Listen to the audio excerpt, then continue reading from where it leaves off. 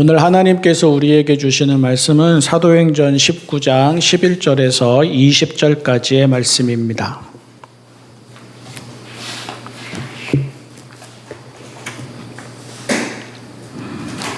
새번역 신약 234쪽 사도행전 19장 11절에서 20절까지입니다.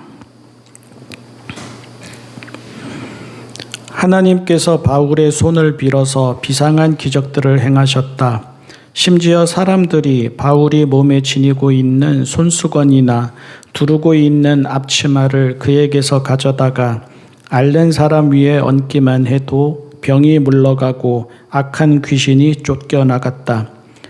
그런데 귀신 축출가로 행세하며 떠돌아다니는 몇몇 유대 사람조차도 바울이 전파하는 예수를 힘입어서 내가 너희에게 명령한다 하고 말하면서 악귀 들린 사람들에게 주 예수의 이름을 이용하여 귀신을 내쫓으려고 시도하였다.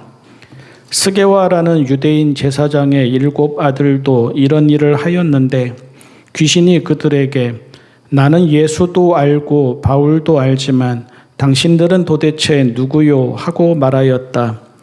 그리고서 악귀 들린 사람이 그들에게 달려들어 그들을 짓눌러 이기니 그들은 몸에 상처를 입고서 벗은 몸으로 그 집에서 도망하였다.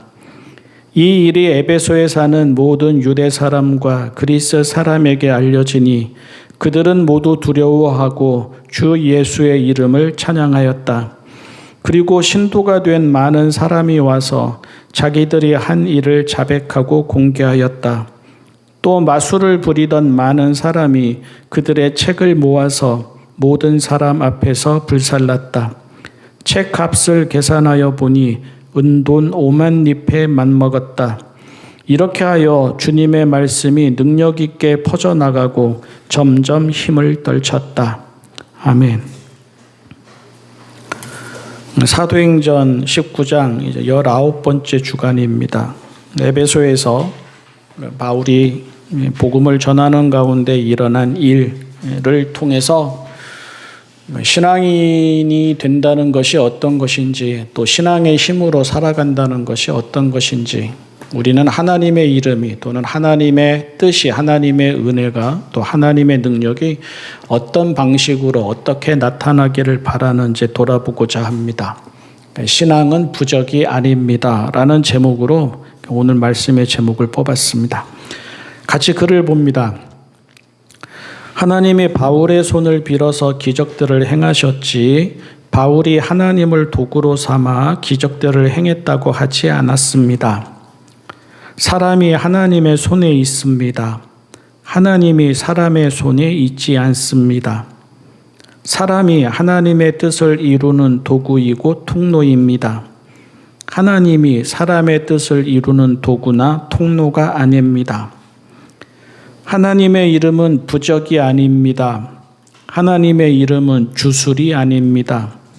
그 이름을 부적처럼 가지고 다닌다고 우리 사람의 소원이 이루어지거나 우환이 사라지는 것 아니고, 그 이름을 주술처럼 시시때때로 부른다고 우리 사람에게 능력이 나타나거나 평안하고 풍족한 삶이 찾아오는 것 아닙니다.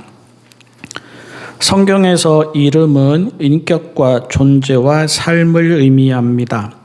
단순히 이름이 아닙니다.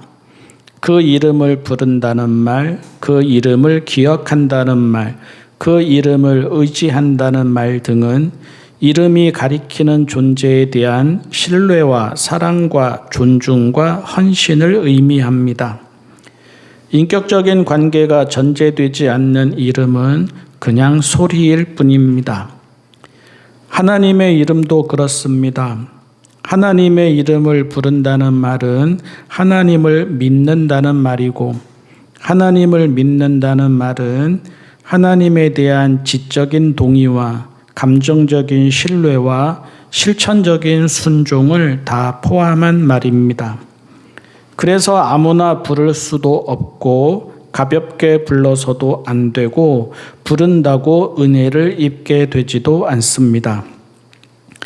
사람들은 그것을 종종 잊습니다. 교회와 교인들도 그것을 종종 잊습니다. 하나님에 대한 사랑과 신뢰와 순종은 보기 어렵습니다.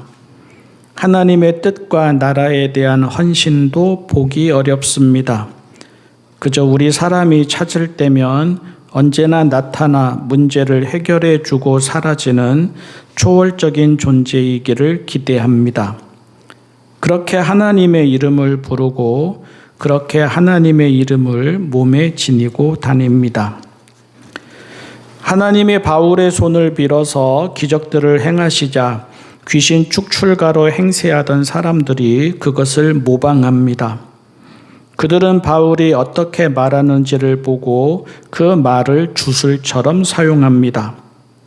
그들은 주 예수의 이름을 이용하여 귀신을 내쫓으려고 시도합니다. 그들은 이방인이 아니라 하나님의 백성이라는 유대인이고 심지어 그들 중에는 스게와라는 유대인 제사장의 7 아들도 있습니다. 그들이 어떻게 귀신 축출가로 행세하게 되었는지는 나와 있지 않습니다. 그런데 성경에서 기적은 하나님만이 아니라 사탄과 사탄에 사로잡힌 자도 행합니다. 동기와 목적이 다를 뿐 그런 사람들도 앞일을 알아맞히고 병도 고치고 귀신도 내쫓고 기적도 행합니다. 그들은 제물도 바치고 부적도 사용하고 주문도 외우면서 무지하고 약한 사람들을 위협도 하고 솔깃하게도 하며 한편으로는 그들의 욕망을 채우고 한편으로는 사람들을 지배합니다. 성경이 그런 사람들을 악하다고 하거나 가까이 하지 말라는 것은 그들이 무능하거나 그들이 사기꾼이기 때문이 아닙니다. 성경이 그들을 악하다고 하는 것은 그들이 하나님을 부적이나 주술처럼 써먹으려 하기 때문입니다. 그들은 하나님과 하나님의 뜻에 관심이 없습니다. 그들은 사랑, 자비, 정의, 평화, 생명, 구원 등에 관심이 없습니다. 그들에게 하나님의 이름은 다른 칼보다 더 잘 드는 칼과 같습니다. 전쟁에 나갈 때에는 전쟁에 도움이 되는 신을 부르듯 농사를 지을 때에는 농사에 도움이 되는 신을 부르듯 그들은 자기의 뜻을 이룰 수만 있다면 하나님도 부르고 예수님도 부릅니다. 인격적인 관계도 없고 신뢰와 헌신도 없습니다. 그들이 잘 되면 그게 전부입니다. 그들이 원하는 대로 되면 그게 최고의 신입니다. 그들에게 필요한 것은 믿음이 아닙니다. 그들에게 필요한 것은 언제라도 이용할 수 있는 도구입니다. 조심해야 할 것은 이게 우리 안에도 있다는 것입니다. 성경을 보면 항상 그래왔습니다. 본문에서 예수님의 이름을 이용한 이들이 이방인 마술사들이 아니라 유대인 귀신 축출가였다는 것도 그 예입니다. 교회 안에 무당이 있습니다. 교회 안에 부적과 주술이 있습니다. 교회 안에 하나님을 우상으로 만드는 이들이 있습니다. 교회 안에 풍요와 욕망이 목표이고 그래서 하나님을 이용하는 이들이 있습니다. 겉으로는 교회입니다. 겉으로는 목사입니다. 겉으로는 성도입니다. 그러나 하나님을 자기 손에 두고 써먹으려 합니다. 스게와의 아들들은 나는 예수도 알고 바울도 알지만 당신들은 도대체 누구요? 라는 말을 듣습니다. 그들은 하나님의 사람이 아니라는 고발입니다. 그들은 예수님과도 하나님의 일과도 상관이 없다는 고발입니다. 우리가 하나님의 사람으로서 평생 듣지 말아야 하는 말입니다. 세상이 우리를 향해 이렇게 말한다면 이것보다 더 큰 수치가 없습니다. 입으로는 예수님을 말하는 번듯한 종교인이어도 삶으로는 예수님과 아무런 상관이 없음을 세상도 이미 다 알고 있다는 비난이자 조롱이기 때문입니다. 그나마 사람들에게만 이런 소리를 듣고 있다면 다행일지도 모릅니다. 마지막 날 주님으로부터 이런 말씀을 듣게 된다면 그때는 우리의 삶 전체가 무의미해질 것입니다. 우리 모두가 조심해야 합니다. 우리 모두가 자문하며 하나님이 누구이시고 하나님의 뜻이 무엇인지 정직히 돌아봐야 합니다. 예수님을 안다고 하잖아요, 귀신이.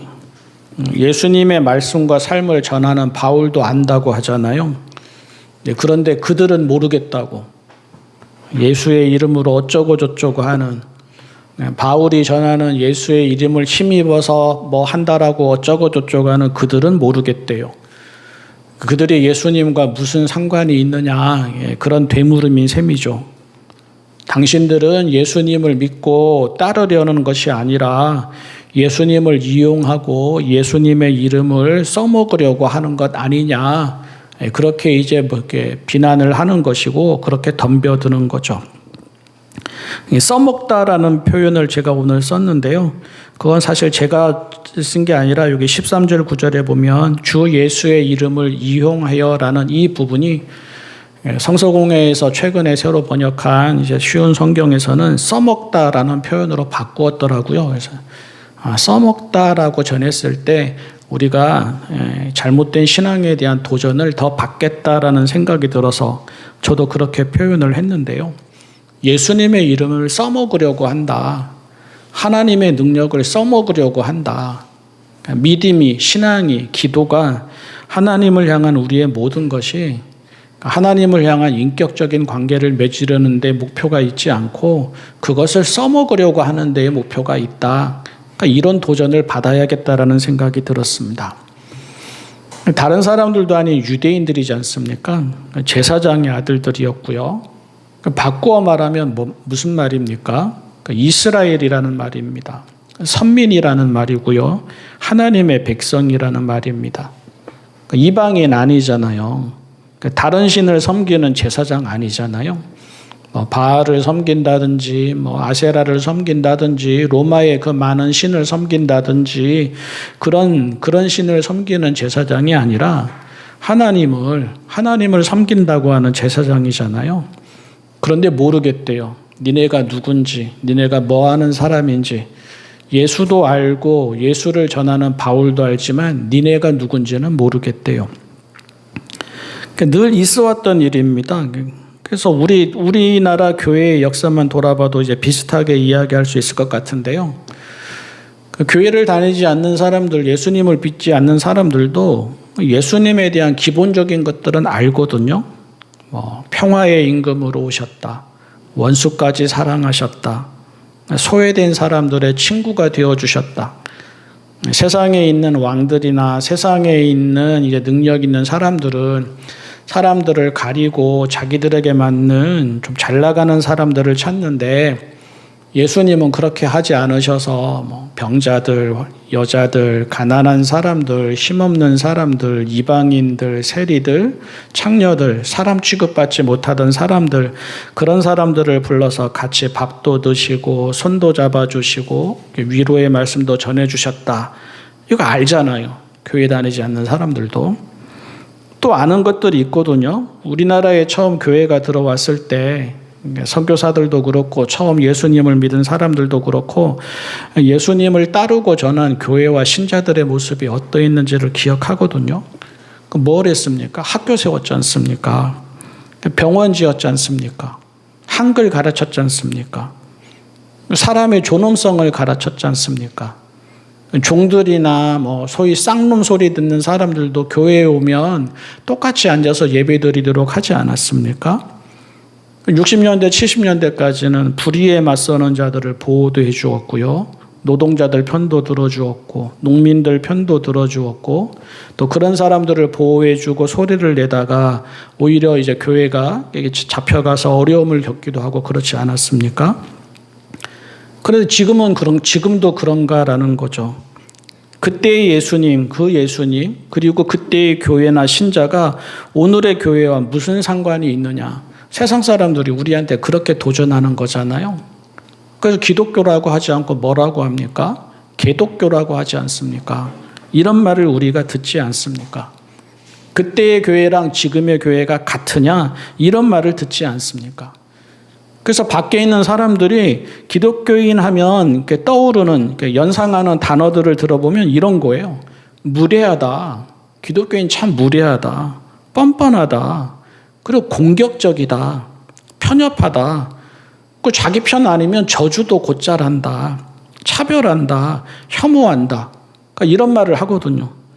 그러면서 예수님을 믿는다고 교회에 가서 기도하고 예수님 사랑한다고 하면서 또 정작 바라는 건 뭐냐 하면은 결국은 부와 명예와 권력 같은 거 아니냐. 그러면 교회 다니지 않는 우리랑 다를 게 뭐가 있냐. 똑같지 않냐. 이런 말을 하는 거죠. 건강, 장수, 성공, 합격, 승진 구하지 말라는 게 아니라 우리가 연약한 인간이고 살아가려면 필요하기 때문에 구해야 하지만 이것만 구하면 안 되지 않습니까? 예수님이 부적이 아니니까. 신앙이 주문이 아니니까. 그런데 그런 것만 구하면서 바깥에 나가서는 우리는 구원받은 하나님의 자녀이다. 우리는 구원받은 하나님의 백성이다. 너희는 아니다. 그렇게 이야기를 한다라는 거죠. 그러니 바깥 사람들에게 이렇게 기독교라는 것은 예수님의 이름을 써먹는 데에만 관심이 있는 그런 사람들로, 그런 무리로 보인다라는 거죠. 점점 더 기독교인이 줄어가는 이유 중에 하나일 것이고요. 요즘 자라나는 세대들이, 어린이들이나 청소년들이나 청년들이 교회에는 아예 마음을 두지 않는 이유일 것이고요. 종교에 대한 선호도나 신뢰도를 조사해 보면 70년대, 80년대 이때까지만 하더라도 사실은 기독교가 제일 위에 있었는데, 개신교가 제일 위에 있었는데 이제는 불교나 천주교보다도 더 못한, 믿지 못할 것처럼 여겨지는 것도 다 이와 관계가 있지 않느냐라는 거죠. 그래서 오늘 말씀을 읽으면서 우리가 이게 스스로 물어야 할 것 같습니다. 예수님을 믿는다라는 것, 하나님을 믿는다라는 것이 나의 일상에서 또는 이 사회에서 어떻게 나타나는가 하는 것입니다. 예수님을 믿는다라는 것이, 하나님을 믿는다라는 것이, 나는 그리스도인이라는 것이 이 세상에, 이 사회에 선한 영향력으로 이어지고 있는가 하는 것입니다. 아니면 예수님을 믿는다라는 것이, 또 그리스도인으로 살아간다라는 것이 아주 오래전 우리 조상들이 이렇게 어려움이 닥치거나 일이 있으면 무당을 찾는 것처럼, 또 부적을 사와서 부적을 지니고 다니는 것처럼, 주문을 외우는 것처럼 그 정도처럼 여겨지고 있는가 하는 거죠. 알라딘의 램프의 종처럼 내가 필요할 때, 내가 급할 때 부르면 나타나서 짠 하고 나타나서 문제를 해결해주고 그리고는 사라지기를 바라는 것 아닌가라는 거죠. 저는 아주 오래전 우리의 신앙 또는 우리의 기도를 이렇게 자판기 신앙, 자판기 기도라고 그렇게 표현한 적도 있었는데요. 자동 판매기에 돈 500원 넣고 땡깡 누르면 이제 커피가 튀어나오거나 음료수가 예전에 튀어나왔던 것처럼 하나님과의 관계에 있어서도 우리가 바라는 것이 그런 정도에 머무는 것이 아닌가 돌아봐야 한다라는 거죠. 우리가 잊지 말아야 합니다. 신앙은 기복신앙에 그쳐서는 안 되고요. 신앙은 부적이나 마법처럼 여겨져서는 안 됩니다. 신앙은 인격적 관계입니다. 하나님과의 인격적 관계이고 그 인격적 관계가 우리 이웃들과의 관계로 이어지는 것이 신앙입니다. 그래서 신앙은 신뢰이고 헌신이고 사랑이고 닮음입니다. 그게 좋아서 예수님을 믿는 것입니다. 바울은 그게 좋아서 예수님을 믿는 것이고 곳곳으로 나가면서 복음을 전한 것입니다. 또 그게 맞아서 예수님을 믿는 것입니다. 때로는 어렵고 십자가의 길을 걷는 것 같은 외로움, 고단함 여러 가지가 있지만 이게 맞기 때문에 예수님을 믿는 것입니다.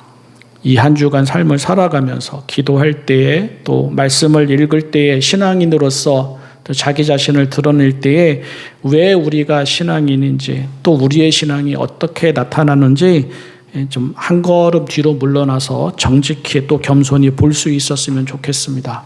그렇게 보고 그렇게 들여다보고 성찰하면서 우리의 신앙이 하나님 보시기에 바른 신앙, 하나님과의 더욱 친밀한 관계로 이어져서 하나님을 닮아 살아가다가 하나님의 나라에까지 이르게 되기를 바랍니다.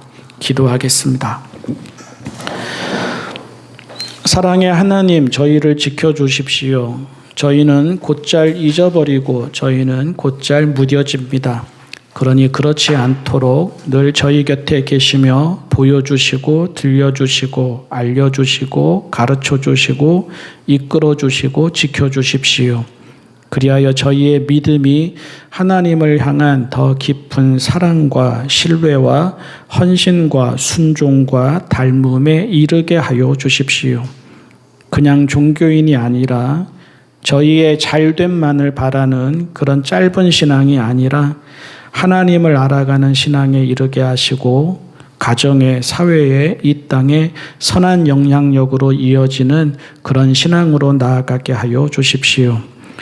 오늘 이 나라 곳곳에서, 이 세계 곳곳에서 하나님을 찾아 또 하나님께 나와 기도하며 예배하는 모든 이들을 살펴주시고 그들을 측은히 여기셔서 이 땅의 성도들과 이 땅의 교회가 오늘 말씀에 나온 수치를 당하지 않도록 바른 길로 이끌어 주십시오.